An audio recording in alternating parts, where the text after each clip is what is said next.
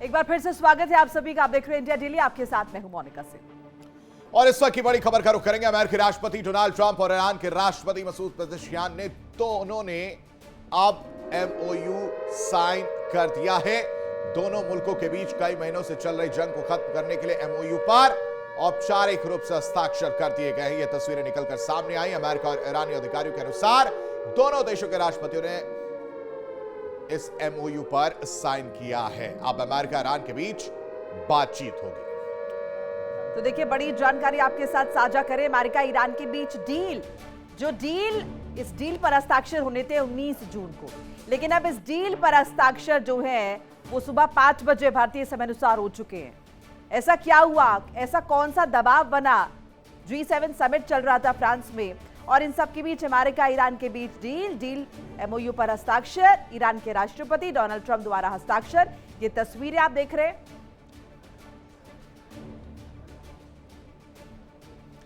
America के राष्ट्रपति Donald Trump ने हस्ताक्षर किया है। ईरान के राष्ट्रपति मसूद पेज़ेश्कियान ने भी साइन किया है। तो देखिए, तस्वीरें आपको दिखा रहे हैं। अमेरिका के राष्ट्रपति डोनाल्ड ट्रंप और पेज़ेश्कियान के बीच डील पर हस्ताक्षर। और जैसा कि जानकारी मिल रही है, भारतीय समय अनुसार सुबह 5 बजे ये साइन हुआ है।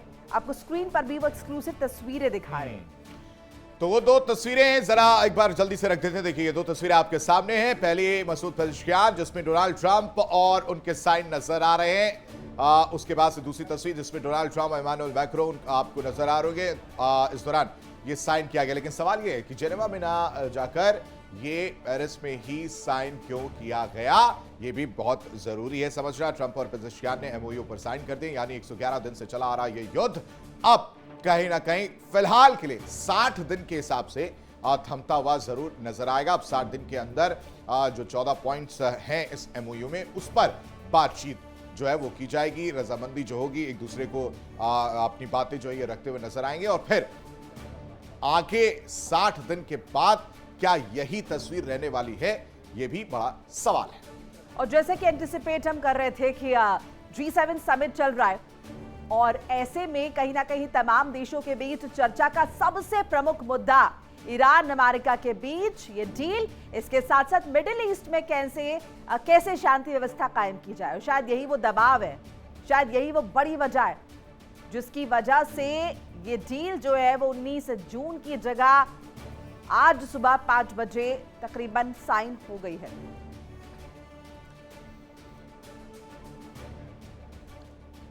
अमेरिका और ईरान डील पर बड़ी खबर आपको बता रहे, बड़ी जानकारी आपके साथ साझा करें। अमेरिका और ईरान ने एमओयू पर साइन कर दिए हैं। अमेरिका से राष्ट्रपति ट्रंप ने हस्ताक्षर किए हैं और राष्ट्रपति पेज़ेश्कियान ने एमओयू साइन कर दिया है। तो ट्रंप ने फ्रांस में डील ये साइन की है, एमओयू पर साइन हुआ है। फिलहाल जो तस्वीर देख रहे हैं ये ईरानी राष्ट्रपति मसूद पेज़ेश्कियान हैं जिन्होंने साइन किया और उसके बाद से ये तस्वीरें निकलकर सामने आई हैं। यानी अब जो है तस्वीर इस तरह से रहने वाली है। नाकाबंदी जो है करीब 30 दिन तक 30 दिन के अंदर जो हटाया जाएगा। उसके बाद से होर्मुज खोलने का भी जो समय माना जा रहा है, क्योंकि माइंस वहां पर माहम 300 जो है वहां पर बिछी हुई है, जिसको लेकर कंफ्यूजन है कि कहां पर वो माइंस बिछाई हुई है, उसको निकालना भी एक बहुत बड़ी चुनौती है। उसको ये सब करते हुए कहीं कहीं लगभग 1 हफ्ते से ज्यादा का वक्त लग सकता है, महीनों जो है वो देखने को मिल सकता है। इस वजह से एक लंबे समय सीमा स्ट्रेट ऑफ हॉर्मुज को खोलने को लेकर मोनिका देखने को मिल सकती है। बिल्कुल, 111 दिन बाद डील पर हस्ताक्षर और बहुत महत्वपूर्ण है। यानी कि डोनाल्ड ट्रंप आशीष जिस बात की तरफ इशारा दे रहे थे इतने लंबे समय से कि वीकेंड पर डील हो जाएगी, और ये लगातार कहा जा रहा था कि इस तरह की बातें तो वो करते रहते हैं, वो करके उन्होंने दिखाया है। वाकई में इस दफा उन्होंने जो कहा वो किया है, क्योंकि अक्सर ऐसा होता नहीं, जो वो कहते हैं उनकी कथनी करनी में जमीन आसमान का अंतर होता है। लेकिन सबसे महत्वपूर्ण ये कि 19 जून को जो साइन होने थे वो साइन अभी हो गए हैं।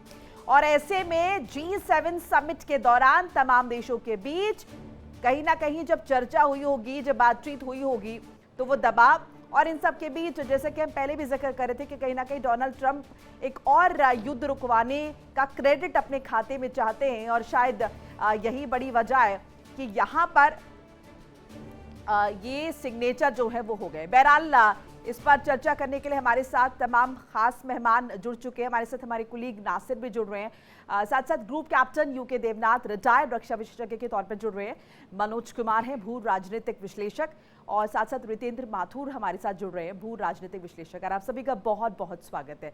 पहले देवनाथ जी आपके पास आ रहे हैं, और जैसे कि आपका ऑप्टिमिज्म था आप की डील हो जाएगी, अब तो साइन भी हो गए, लेकिन सवाल ये कि 19 जून की जगह ये साइन तड़के तकरीबन 5 बजे के आसपास ही इतना बड़ा दबाव डोनाल्ड ट्रंप पर पड़ा।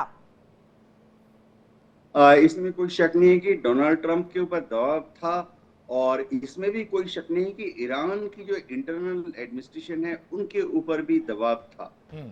पेजिशकिन ने आके इसको पेरिस में साइन किया, पहले ही साइन कर लिया तय सीमा से। इसका एक कारण ये भी हो सकता है कि ईरान के अंदर भी जो दुविधा है कि एक ग्रुप जो ज्यादा पेट्रियोटिक है या ज्यादा आक्रामक रखना चाहता है, वह ग्रुप शायद ब्रेकें मारने की कोशिश कर रहा होगा कि ऐसा ना हो, डील साइन ना हो। और दूसरा ग्रुप जो कि थोड़ा पढ़े लिखे लोगों का है, मॉडरेट्स का है, और सपोर्ट जो है उनको आईआरजीसी के एक उस धड़े से मिल रही है जो कि थोड़ा सा वेस्टर्न एजुकेशन से एक्सपोज्ड है। आईआरजीसी के जो ऑफिसर्स हैं उनमें एक धड़ा ऐसा भी है जो कि शायद इतना कट्टरपंथी नहीं है। तो इसीलिए पेजिशकिन ने इसके पहले की इंटरनल दबाव इतना ज्यादा हो जाए कि 19 तारीख तक एक ईरान के अंदर से ही ऐसा प्रेशर आए कि नहीं साइन करना है, झुकना नहीं है, तो उन्होंने एडवांस में ही साइन कर दिया। अच्छी बात भी ये भी है कि G7 अब अपना ध्यान जो है दूसरे मुद्दों पर लगा पाएगा। देखिए G7 पूरी तरह से डोमिनेट हो गया था ईरान के मामले से, तो कम से कम अब G7 अपने ओरिजिनल मूल उद्देश्य की तरफ जा सकेगा। जी बिल्कुल। मनोज जी का रुख कर लेते हैं। मनोज जी, एक राहत भरी खबर, एक अच्छी खबर के तौर पर देखें, या 60 दिन बाद जो है पिक्चर बदल जाएगी, क्या लगता है आपको? मुझे ऐसा लग रहा है कि ये बहुत ही महत्वपूर्ण डिसीजन है और बहुत ही महत्वपूर्ण सूचना है। इस तरह की सूचना के लिए हम लोग पिछले 3 महीने से कोशिश कर रहे थे कि किसी न किसी रूप में दोनों देशों के बीच समझौता हो जाए ताकि विश्व में शांति हो। जिस तरह से अर्थव्यवस्था जो है उतार चढ़ाव हो रहा था, खास करके भारत में भी हम लोग देखा कि तेल का भी भाव बढ़ा, गैस का क्राइसिस की भी जो हम लोगों का सामना करना पड़ा। हालांकि संभव जो है भारत सरकार ने इसको मैनेज कर लिया, और एक बहुत ही अच्छा न्यूज़ है। और मुझे ऐसा लग रहा है कि आने वाले समय में अर्थव्यवस्था में जो उतार चढ़ाव हम देखते थे उसमें स्थिरता होगी। और जिस तरह से वार्षिक की संधि हम लोग पढ़ते थे कि जब फर्स्ट वर्ल्ड वॉर हुआ था तो वहाँ पे सबसे पहले यहाँ पे ही समझौता हुआ था। और जिस तरह से हम लोग देख रहे हैं कि G7 का जो एक सम्मेलन यहाँ पे हो रहा है, और मुझे ऐसा लग रहा है कि डोनाल्ड ट्रंप ने इसका फायदा उठाते हुए एक दिन पहले ही उन्होंने सिग्नेचर कर दिया, क्योंकि एक ऐतिहासिक जगह पे थे डोनाल्ड ट्रंप। हो सकता है कि आज उनका कहीं और इंगेजमेंट हो, इस लेकर के भी ऐसा लगता है कि एक दिन पहले ही कर दिया और एक ऐतिहासिक जगह पे उन्होंने इस तरह का समझौता किया है। तो इसको लेकर के अमेरिका में भी एक मैसेज आएगा, और अपने ऑडियंस को, मागा को, नॉर्मली हम लोगों ने कल स्टेटमेंट एक देखा था डोनाल्ड ट्रंप का कि आई एम द बॉस। जिस तरह से जिस सम्मेलन में G7 के सम्मेलन में डोनाल्ड ट्रंप वहाँ पे गए हैं और अपने आप को एक सुपर पावर लेट पहुंच रहे थे, वो लेट पहुंचे थे, जिसके बाद से एक फनी वे में कह सकते हैं उन्होंने कहा कि आई एम द बॉस, जब वो लेट पहुंचे तो। खैर माथुर साहब, आज तो आपको मुस्कुराना पड़ेगा क्योंकि अब तो MOU साइन हो चुका है, कम से कम एक राहत वाली खबर है। और इसके बाद से आपके अकॉर्डिंग मैं जानना चाह रहा हूं, आपके विश्लेषण के अकॉर्डिंग मैं जानना चाह रहा हूं, क्या सिनेरियो रहेगा? 14 पॉइंट्स, उस पर रजामंदी हो जाएगी 60 दिन में, सब कुछ चंगा चंगा, या फिर उसके बाद से कहानी बदल जाएगी? सबसे बड़ी बात है, एक स्वागत योग्य दिन है आज का, एक अच्छे डील हुई है, और इस पे एक रास्ता खुलता है कि जो पूरा का पूरा गल्फ में इतने समय से उधम मचा हुआ था, उसको एक रास्ता मिलेगा कि इसको नहीं करना है। एक तो बात तय हुई है, और इसको जल्दीबाजी में जो किया तो वो मौके का फायदा उठाया उन लोगों ने कि जैसे डोनाल्ड ट्रंप ने देखा कि G7 के देश यहाँ बैठे हैं, यूरोप के लोग सारे बैठे हैं, इवन भारत के प्रधानमंत्री नरेंद्र मोदी भी बैठे हैं वहाँ पे, तो सब लोगों के सामने उन्होंने इस डील को साइन करके दुनिया के जो सामने एक प्रस्ताव रखना था कि हम भी शांति भी चाहते हैं, तो शांति का प्रस्ताव रखा उन्होंने और सबके उससे एग्रीमेंट भी किया। अब समझ वक्त अब शुरू होगा कि आज से आने वाले 60 दिन में क्या होगा, वो सब हम लोगों की नजर रखने माथुर वाली साहब, काम आप क्या चीज नोबेल होगी पीस वो। प्राइज के बड़े दावेदार बन जाएंगे डोनाल्ड ट्रंप अब, क्योंकि तमाम राष्ट्र प्रमुख वहां पर मौजूद थे बड़े देशों के, अब उन सब के बीच अगर वो डील साइन कर रहे हैं तो फिर तो वो दावेदारी और मजबूत हो जाएगी। अब वो तो ऐसा है कि दावेदारी तो नोबेल प्राइज की बड़ी विचित्र होती है कि नोबेल प्राइज लेने के लिए बहुत सारी कंडीशंस होती हैं। अब ये वो उस कंडीशंस को फुलफिल करते होंगे तो इनको नोबेल प्राइज मिल जाएगा, क्योंकि उनकी अलग है। उस पर हम कभी चर्चा करेंगे। नोबेल प्राइज वैसा एक अलग अलग प्रकार का विषय क्यों दिया जाता है किसी को। शांति का प्रस्ताव, शांति का नोबेल प्राइज आसानी से किसी को मिलता नहीं है, उसके लिए बहुत सारी अशांति फैलानी पड़ती है, तब शांति का प्रस्ताव मिलता, प्रपोज ठीक अवार्ड है, मिलता है। ओपनिंग Anyway, कमेंट्स लेने के बाद अभी अब नासिर का रुख कर लेते हैं। सर मैं आता हूं, जरा बहुत तेजी से चलना है जरा इस बुलेटिन में, क्योंकि समय सीमा हमारे पास बहुत लिमिटेड है। नासिर, अब मुझे लगता है कि आपको भी थोड़ा आराम मिलेगा, सुबह उठना नहीं पड़ेगा और लाइव देने के लिए परेशान नहीं होना पड़ेगा। 14 पॉइंट्स जो है उस पर अगर बात बन गई तो बिल्कुल। देखिए आशीष, अब ये देखने वाली बात है कि जो 14 पॉइंट्स है उस पर बात बन पाएगी या नहीं पाएंगे, लेकिन जिस तरह से आज एमओयू साइन हुआ है, जिस तरह से दोनों पक्षों में बातचीत हुई है और एमओयू साइन हुआ, उससे कहीं ना कहीं लगता है कि जो पॉइंट्स है उस पर भी जो है बातचीत बन जाएगी और ये डील जो है पूरी तरह से सफल रहेगी। क्योंकि इससे पहले भी हमने बताया कि ये डील जो है वहां पे होगी, बातचीत करने के लिए थिंक टैंकर्स होने चाहिए, न कि वो देश जो खुद की कंडीशन संभाल नहीं पा रहा है, उनसे मीडिएट नहीं हो पाया। लेकिन फ्रांस में ये डील जो है आज साइन की गई है, वहां पे थिंक टैंकर जहां हमारे खुद देश के प्रधानमंत्री भी मौजूद रहे और बाकी यूरोप के जो है हायर लीडर जो है वो मौजूद रहे, उनके सामने ये डील हुई। इससे कहीं ना कहीं पूरे मिडल ईस्ट में जो है, उसके साथ पूरे भारत में जो है एक खुशी की लहर जो है दौड़ी, जो सिचुएशन बनी हुई थी, जो प्राइसेस हाइक हुए थे, और चाहे ऑयल्स की बात लेकिन नासिर एक चीज यहाँ पर जो मिसिंग रही, वो जो लगातार हम कह रहे थे कि इजराइल की मौजूदगी रहेगी। देवनाथ जी, इजराइल की कहाँ मौजूदगी है? इजराइल को कॉन्फिडेंस में लिया गया, ये डील तो दो देशों के बीच में हो गई है, इजराइल कहाँ है? हाँ, देखिए, जो कूटनीतिज्ञ हैं वह पहले से ही कह रहे थे कि इजराइल इस डील में शामिल नहीं होगा। इसकी एक तो वजह ये है कि इजराइल इमोशनली हाईली डिस्टर्ब्ड है। नेतन्याहू जो हैं इस डील को साइन नहीं करना चाहते हैं।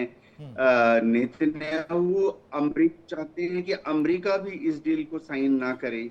लेकिन एक टेक्निकल एंगल भी है। टेक्निकल एंगल है कि लीगल तरीके से देखा जाए तो अभी तक ईरान इजराइल को मान्यता नहीं दिए है। तो अगर ईरान अगर एक देश को मान्यता ही नहीं देता है तो फिर जाहिर बात है कि डिप्लोमेटिकली भी उस देश के साथ बैठना या समझौता साइन करना या एमओयू साइन करना टेक्निकली पॉसिबल नहीं है। लेकिन ये समझना पड़ेगा कि जो कुछ इजराइल चाहता है, अगले 60 दिन में अमेरिका इजराइल का होकर ही, इजराइल का पक्षपात करते हुए अगले 60 दिन तक ईरान से बात करेगा। तो नेतन्याहू जो चिंता जता रहे हैं वो उनकी अपनी डोमेस्टिक ऑडियंस के लिए है, उनके सपोर्टर्स और वोटर ग्रुप के लिए है। ऐसा नेतन्याहू का समझ है कि उन्हें ये अशांति दिखानी पड़ेगी ताकि लोगों को लगे, उनके वोटर्स सपोर्टर्स को लगे कि नेतन्याहू कितने महान हैं, टस से मस नहीं हुए। जी सर, एक जो ये एमओयू साइन हो रहा है, अगर इसको बहुत गौर से देखें, इससे पहले वाली जो डोनाल्ड ट्रंप साइन कर रहे हैं उसमें सिर्फ और सिर्फ डोनाल्ड ट्रंप का साइन दिख रहा है और उसके बाद से पेजेशियान ने जो साइन किया तो फिर दोनों के साइन दिख रहे हैं। अब सवाल यह है कि क्या पेजेशियान उस दौरान वहां पर मौजूद थे या एमओयू पहले उन्होंने साइन किया होता तो वो साइन दिख रहा होता ना लेटर में? साइन किया कब? हाँ, पेजेशियान हमेशा से एक जो चलन रहा है कि ईरानी रिप्रेजेंटेटिव जब भी अमेरिका के रिप्रेजेंटेटिव से बात करते थे तो वो एक जगह नहीं होते थे, चाहे वो मस्कट हो ओमान में या इसके पहले भी जब जेनेवा में हुआ करता था वो, या इस्लामाबाद में, वो अलग अलग जगह बैठते थे। और डोनाल्ड ट्रंप ने जो साइन किया है ये तो उनका क्लासिक क्या कहते हैं, उनकी जो एक महत्वाकांक्षा है कि दुनिया में मेरी दुमदुमी बजे, जी इस तरह का साइन, मोटे स्केच पेन से साइन, एक 8 इंच लंबा साइन, और फिर उसको सिर्फ सिग्नेचर को कैमरे के सामने प्रोजेक्ट करना, ये डोनाल्ड ट्रंप की थिएट्रिक्स का हिस्सा है। इसके पहले किसी भी अमेरिकन राष्ट्रपति ने नहीं।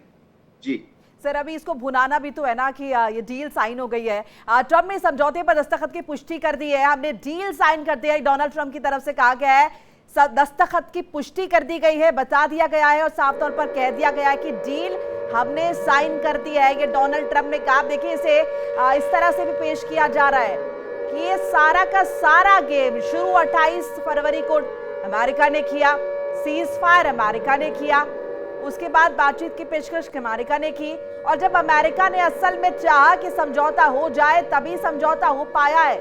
इसमें ईरान कहीं नजर नहीं आया। मनोज जी, मनोज जी से इस पर रिएक्शन लेंगे, लेकिन डोनाल्ड ट्रंप ने क्या कहा डील साइन करने के बाद, एक बार दर्शकों को सुनवा देते हैं।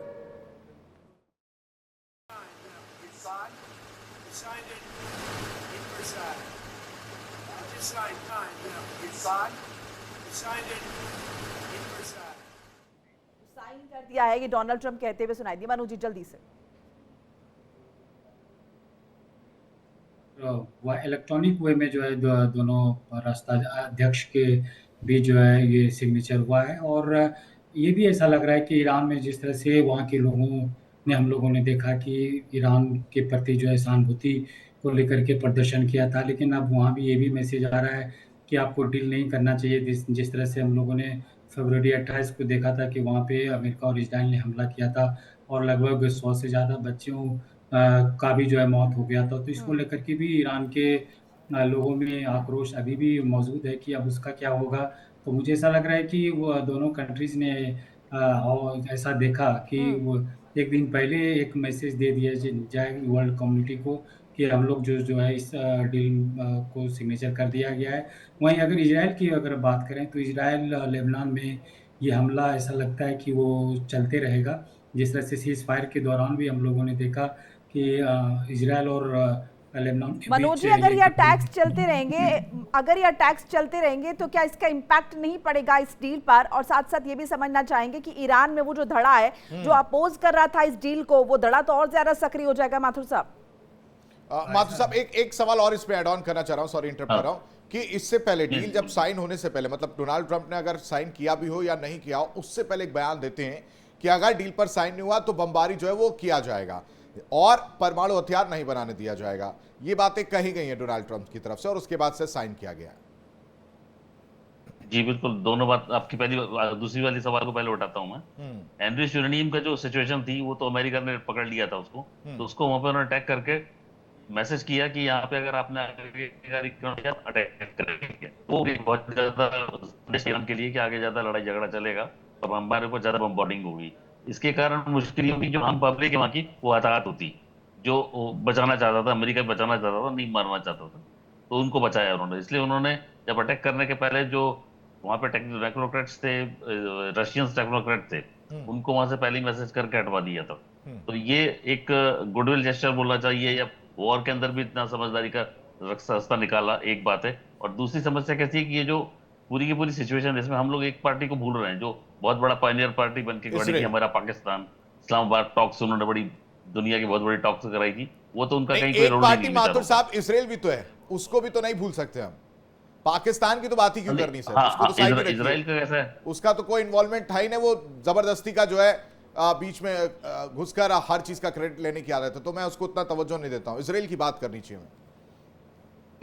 इजराइल के साथ ऐसा है कि इजराइल के पास सबसे बड़ी उनके सामने समस्या है कि जो आसपास प्रॉक्सीज हैं उन्हें घेर के मार रहे हैं। अब से 2 साल पहले, अब हम कहें कि ईरान ने किसी पर अटैक नहीं किया, ईरान ने 2 साल पहले जो हमास ने किया वो ईरान का अटैक माना जाना चाहिए, जो कि टेक्निकली है हमास उन्हीं का प्रॉक्सी है।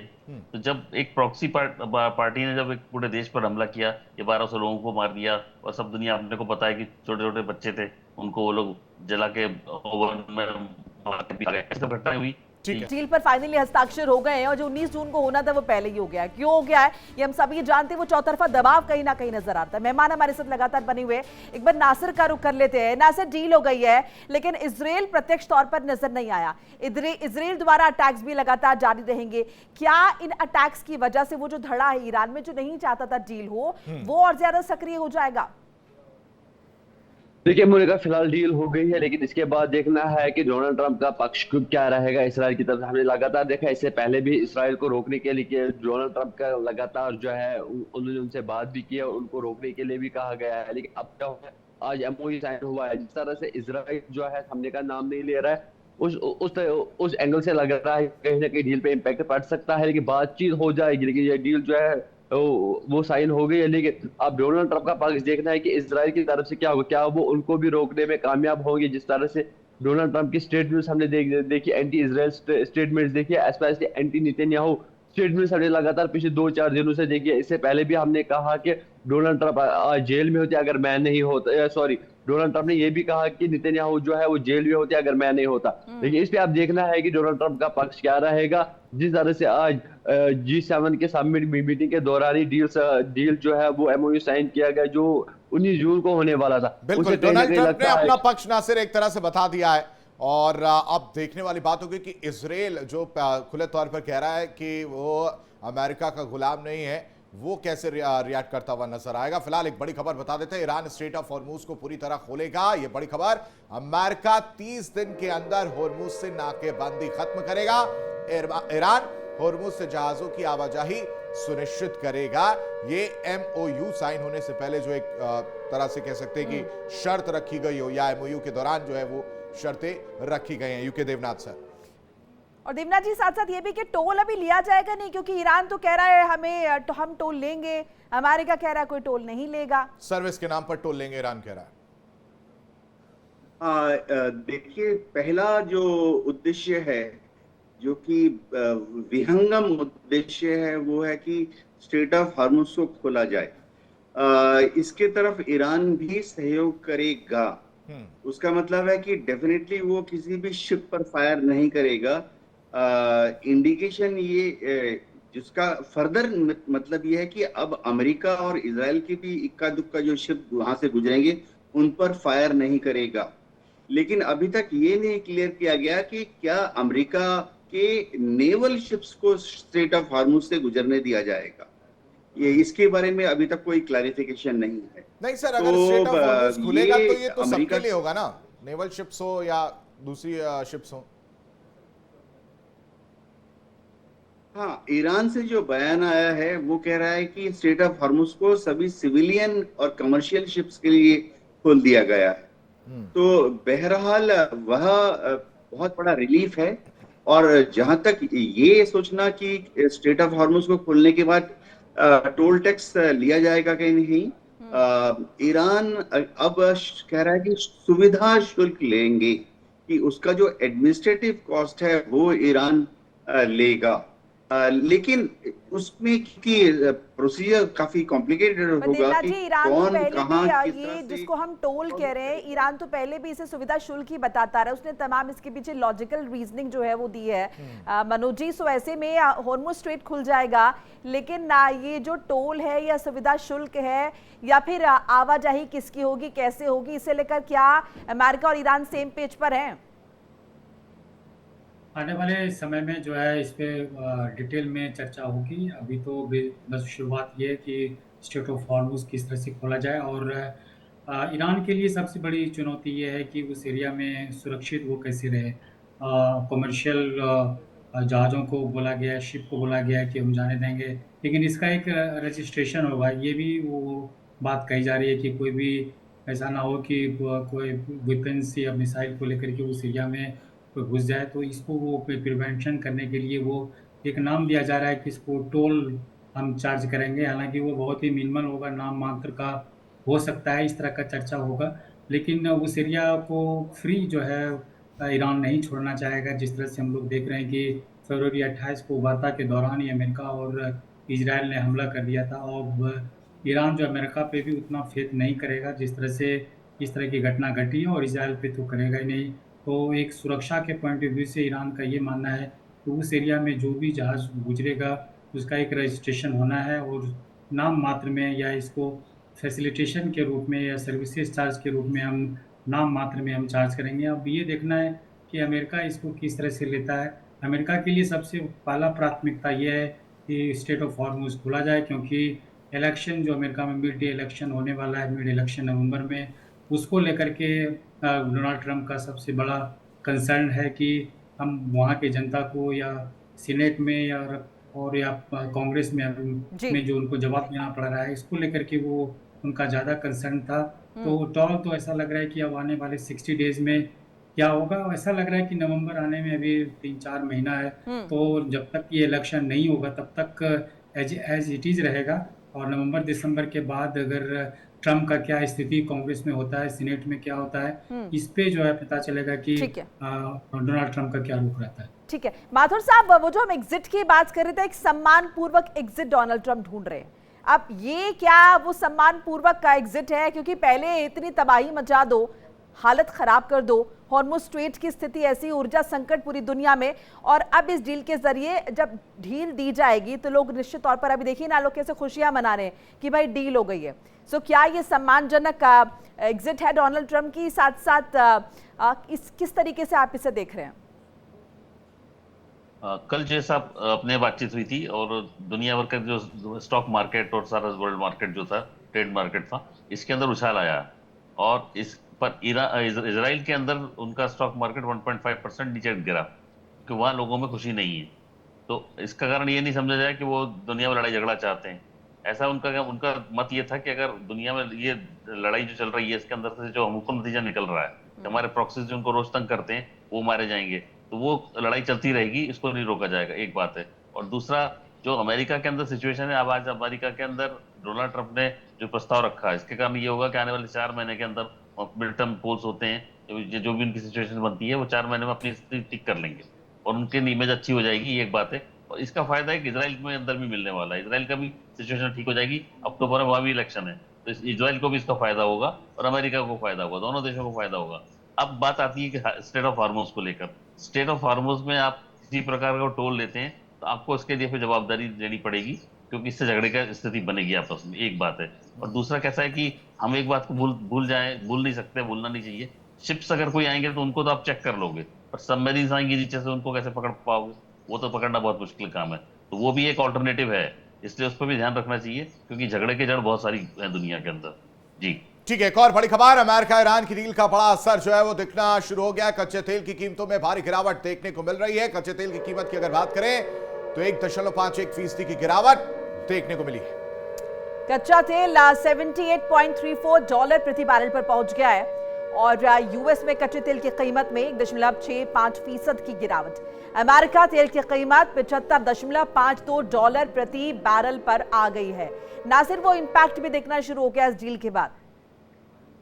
देखिए, बिल्कुल इम्पैक्ट तो नेचुरल सी बात है कि इम्पैक्ट जो है अब देखने को मिल सकता है। जो चीज़ें इससे पहले जो आसमान छूने के बराबर थी, तेल के दाम या कुछ कंट्रीज में ऐसे ऑयल क्राइसिस देखने को मिले जहां पे हाहाकार मची हुई थी, लेकिन एमओयू साइन करने के बाद इसका इम्पैक्ट जो है ग्राउंड पे देखना शुरू हो गया, जहाँ पे कच्चे तेल की दाम जो है वो गिरना शुरू किया गया, और मार्केट ने भी जो है अब ऊंचाई पकड़ स्टार्ट किया गया। आने वाले दिनों में है जो हाइक हुई थी पूरे विश्व में, उसमें जो है गिरावट देखने को मिलेगी, और जो मार्केट क्रैश हुआ था वो भी अब जो है अपनी ऊंचाई पकड़ लेने वाला है। तो इससे कहीं ना कहीं एमओयू से जो है अब आम लोगों के साथ साथ जो है पूरे विश्व भर में राहत की सांस जो है वो ली गई है। बिल्कुल, वो इम्पैक्ट दिखना शुरू हो गया है। देवनाथ जी, देखिए, ये जो पॉइंटर्स का हम जिक्र कर रहे हैं, इन पॉइंटर्स पर सहमति, ये पहले से भी यही बात हो रही है, ऐसा नहीं कि कुछ नया हो गया है। लेकिन अब क्या माने कि दोनों देश थक चुके हैं, अब स्थितियां एक, जैसे कहते हैं ना, सैचुरेशन पॉइंट एक आ गया है, जिसके बाद अब जिद करना जो एक तरीके से मुश्किल हो गया है, मान मनोबल मुश्किल हो गया है, इसीलिए थक हार के एक पेज पर आने की कोशिश की जा रही है, क्योंकि ऐसा कोई बहुत बड़ा बदलाव तो आ नहीं गया है। हाँ, जो बड़ा बदलाव है वो है कि अमेरिका इजराइल के बिहाफ पर जो बहुत कठिन डिमांड कर रहा था, उन डिमांड्स को थोड़ा सा दूसरे शब्दों में कहा जाएगा। जैसे कि समझिए, पहले कह रहे थे कि एनरिच्ड यूरेनियम अमेरिका को हैंड ओवर कर दो, तो अभी इस डिमांड को नरम कर दिया गया है। जो टेक्स्ट जितना रिलीज हुआ है उसमें एनरिच्ड यूरेनियम को सेफ कस्टडी में रखने की बात की गई है। दूसरी है कि भविष्य में यूरेनियम एनरिचमेंट ना करे, उसकी जगह डोनाल्ड ट्रंप ने खुद ही जो बयान दिया है कल, उसके अनुसार कि ईरान को हक है कि वो यूरेनियम को एनरिच कर सकता है। यानी कहीं जो बात जा रही है कि डोनाल्ड ट्रंप और अमेरिका अब ईरान को अपने न्यूक्लियर संवर्धन के जो लेबोरेटरीज हैं उनको चलाने देंगे, लेकिन चुपचाप शायद एक अपर लिमिट की 20% आप शुद्धिकरण कर सकते हो, वो चुपचाप बिना ढिंडोरा दिए हुए अंडरस्टैंडिंग हो जाएगी। क्योंकि उसको बहुत ज्यादा छापेंगे तो ईरान के अंदर के जो लोग हैं, जो ईरान के अंदर जो गरम दल है, दक्षिणपंथी हैं, उनको लगेगा कि 60% से कम अगर परिष्कृत कर रहे हो तो ईरान झुक गया। तो शायद ईरान को कंटिन्यू करने देंगे कि वो अपनी न्यूक्लियर कंसंट्रेशन प्लांट्स को, लेबोरेटरीज को चलाता रहे, लेकिन चुपचाप बिहाइंड द बैक अंडरस्टैंडिंग ये है कि 60% तक कंसंट्रेट नहीं करेगा, कम कंसंट्रेट करेगा। एक महत्वपूर्ण बात कल डोनाल्ड ट्रंप ने भी कहा कि ईरान को लंबी दूरी मिसाइलें बनाने का हक है। तो अगर सर ये बातें कह दी तो फिर ये तो इसराइल के लिए बहुत टेंशन वाली बात हो जाएगी। हाँ, तो अभी होगा ये कि डोनाल्ड ट्रंप जब कहते हैं कि ईरान को लंबी दूरी की मिसाइलें बनाने का हक है, तो भविष्य में ऐसा होगा कि इजराइल के ऊपर हमला नहीं करेंगे। वो अनरिटन पार्ट है। जब तक कि इजराइल ईरान पर हमला ना करे, तो भविष्य में अंडरस्टैंडिंग ये होगी। देखिए, मेमोरम ऑफ अंडरस्टैंडिंग है। अंडरस्टैंडिंग भविष्य में ऐसा होगा कि ईरान लंबी दूरी की मिसाइल्स बनाता रहेगा, लेकिन जैसे कि किसी भी मैच्योर कंट्री में होता है कि लंबी दूरी की मिसाइल्स का इस्तेमाल नहीं करते हैं। वो एक स्ट्रेटेजिक वेपन होता है, डिस्प्ले के लिए होता है, डेमोन्स्ट्रेशन के लिए होता है, डिटरेंस के लिए होता है। और अंडरस्टैंडिंग ये भी है, जो कि फिर से लिखित नहीं है, कि इसका इस्तेमाल ईरान नहीं करेगा कभी भी इजराइल के खिलाफ, जब तक कि इजराइल ईरान पर बॉम्ब नहीं गिराता है। चाहे वो लेबनान की बात हो सर, लेबनान को लेकर भी अगर इजराइल हमलावर होगा तो क्या उसकी वजह से चीजें खराब होती हुई नजर आएंगी, नहीं नजर आएंगी क्या? इसका जवाब लेंगे, लेकिन एक बड़ी खबर बता देते हैं। समझौते पर हस्ताक्षर के बाद ईरान का भी बयान सामने आया है। हस्ताक्षर के बाद समझौते पर काम शुरू हुआ है।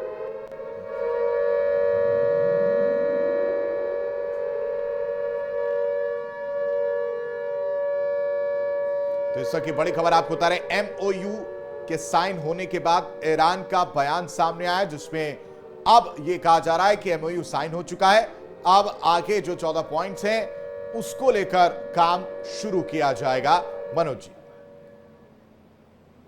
ईरान के लिए बहुत ही रिलीफ की बात है, समझौता हो गया है। जिस तरह से हम लोगों ने देखा कि पिछले 3 महीने से वहाँ पे वो इकोनॉमिक कंडीशन कितना ख़राब हो गया था। हालांकि पिछले 30-40 साल से जो इकोनॉमिक सैंक्शन जो है ईरान फेस कर रहा है और अमेरिका ने इम्पोज किया था, तो स्वाभाविक है कि आने वाले समय में इसको लेकर के भी बहुत चर्चा होगी। हालांकि बातचीत के दौरान ये भी सामने आया है कि इकोनॉमिक सैंक्शन पे जो है अमेरिका रिकंसिडर करेगा, और जो ट्रेड डिफरेंट कंट्रीज से जो ईरान का वो कंटिन्यू अब होगा। तो एक बहुत ही रिलीफ की बात है। और हम लोग शुरू से ही देखे हैं कि ईरान का जो अप्रोच रहा है वो बहुत ही नॉर्मल वे में रहा है। वो एग्रेसिव कभी नहीं रहा इस युद्ध में उनका। हम लोगों ने ये देखा कि युद्ध मिसाइल के मारने के बावजूद भी जी। उसी एरिया में जहाँ पे अटैक किया, जहाँ पे अमेरिकन बेस था। तो शुरू से ही हम लोगों ने देखा कि अप्रोच जो है एक पॉजिटिव रहा था। और ये हस्ताक्षर होने के बाद ईरान के लिए मुझे ऐसा लग रहा है कि वहाँ पे डेवलपमेंट हो, और जिस तरह से तबाही मचा है। हाँ। और चाइना भी अनाउंसमेंट किया है कि डेवलपमेंट के लिए वह चाइना भी जो है ईरान को सहयोग करेगा। तो आने वाले समय में और डिफरेंट डिफरेंट कंट्रीज भी अब ट्रेड करेगा, वहाँ पे रिहेबिलिटेशन के लिए प्रोजेक्ट मिलेगा। यूनाइटेड नेशन में भी जो है की तरफ से भी एक पॉजिटिव माहौल बनेगा ईरान के लिए। तो ऐसा लग रहा है कि ईरान के लिए यही सोच रहा था कि किसी तरह से जो है ये समझौता हो जाए ताकि उनका इकोनॉमिक डेवलपमेंट हो, वहाँ पे जो बिल्कुल लोगों और को वो जो समझौता हो परेशानी गया। है, माथुर साहब एक और छोटी सी चीज ये देखिए 19 तारीख को ये समझौता होना था, पहले हो गया है। सो क्या ये डिसीजन, इतना बड़ा डिसीजन कि अब ये समझौता होगा, क्या ये फ्रैक्शन ऑफ सेकंड्स में डिसाइड हुआ होगा? तमाम राष्ट्र प्रमुख बैठे हैं, बड़े बड़े देशों के रिप्रेजेंटेटिव्स बैठे हैं कि 19 क्यों आज कर लो, क्या इतने कैजुअली डिसाइड हुआ होगा? माथुर साहब। हाँ, नहीं, ये कैजुअली डिसीजन नहीं है, ये एक्चुअली के साथ समय का उपयोग किया उन्होंने। डोनाल्ड ट्रंप ने देखा कि सारे लोग, दुनिया के लोग बैठे हुए हैं, अलग से इनको दुनिया को बताना पड़ेगा, तो कहेंगे इसके अंदर ये चीज नहीं है, वो चीज नहीं है। सारे लोग जब सामने ही है, और उसकी कॉपी सबके बीच में डिस्ट्रीब्यूट की होगी कि हमने मुद्दों पर बात किया। जैसे कि इसमें जो G7 कंट्रीज के अंदर जो देश आते हैं, उसमें ज्यादातर यूरोपियन देश है और फ्रांस ये सब है, और भारत को एक गेस्ट के रूप में हमेशा बुलाया जाता है। तो भारत एक प्रमुख देश है दुनिया का जिसको इस संधि में बुलाया गया। रशिया की तरफ से कोई नहीं आया, पर उनका कोई रिप्रेजेंटेशन रहा होगा या कुछ बताया होगा, उनकी मैसेज किया होगा। एनीवे, जो भी है, इस वर्ल्ड को सबको बताने के लिए एक तरीका है। उस मौके का डोनाल्ड ट्रंप ने फायदा उठाया। बिल्कुल, इस मौके का फायदा उठा। डोनाल्ड ट्रंप इसमें माहिर है कि कैसे फायदा उठाया जाए, किस समय का, किस घटना का, किस देश का, ये डोनाल्ड ट्रंप बखूबी जानते हैं और ये उन्होंने अभी करके भी दिखाया इस ताज़ा एग्जाम्पल में। शुक्रिया आप सभी का हमारे साथ जुड़ने के लिए, अपनी कीमती राय साझा करने के लिए।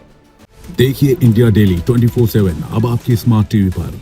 इंडिया डेली मौजूद है सभी डिजिटल प्लेटफॉर्म पर लाइव और लगातार। इंडिया डेली 24/7 हर दिन राष्ट्र को समर्पित।